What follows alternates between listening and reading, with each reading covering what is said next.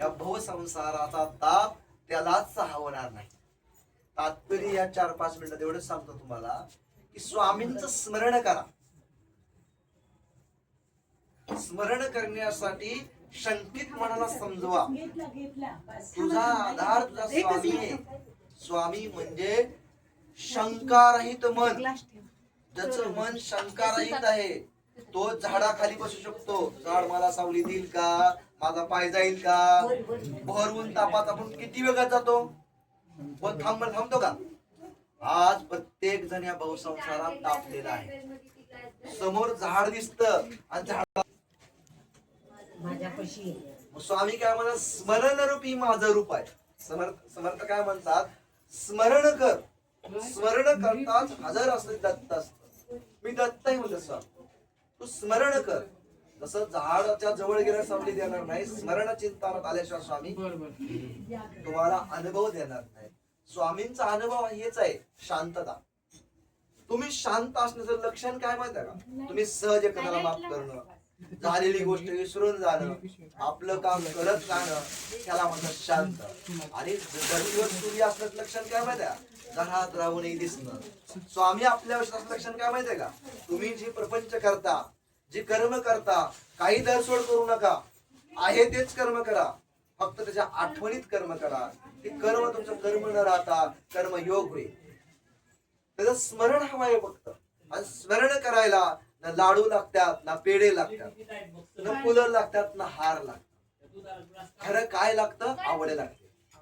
आपल्याला स्मरण त्यातच होतं, ना अनुष्ठान करताना, जप करताना, सवळ न पाळता, जो आपल्या आवडता आहे. स्वामी आपल्या आवडता आहे का. जर आवडता असेल तर स्वामीचं स्मरण कसं असेल, अखंड असेल.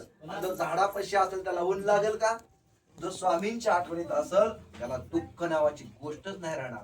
केवळ दुःख एक कल्पना आहे, सुख एक कल्पना आहे, आनंद वास्तव आहे. आनंद म्हणजे सानिध्याचा अनुभव आहे. सुख एक कल्पना आहे. स्वामी आहेत भेटतील ही कल्पना आहे. केवळ सुख, पोकळ सुख आहे, खरं नाही. आणि दुःखही खरं नाही.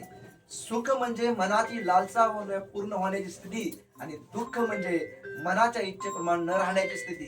ह्याला सुख दुःख मानलंय. पण वास्तवात आत्मस्थिती एक सांगते, ठेविल्यानंतर दैसेची चित्ती असू द्यावे समाधान. समाधान म्हणजे स्मरण. ज्याला ईश्वराचं स्मरण आहे त्याला समाधानाचा अधिष्ठान आहे. बिगर कष्ट न करता तुम्हाला सगळं आठवतं. स्वामी म्हणलं की माळ वाढायला लागते, जप करावं लागतं, अनुष्ठान करावं, व्रत करावं लागतं. का स्वामी म्हणतात, तू तुझ्या प्रिय व्यक्तीला मया लावताना तू कष्ट घेतो का रे. मीच का असं पाप केलं की मला तू माझं स्मरण करताना एवढं कष्ट होतो तू. अरे मी तर तुझ्या सदैव, जसं आईची माया मागावी लागत नाही, झाडाची सावली मागावी लागत नाही, सूर्याचा प्रकाश मागावा लागत नाही, फुलाचा सुगंध मागावा लागत नाही, त्याला जिवंत लागतं माणूस. तसं तुम्ही जिवंत व्हा, जागृत व्हा.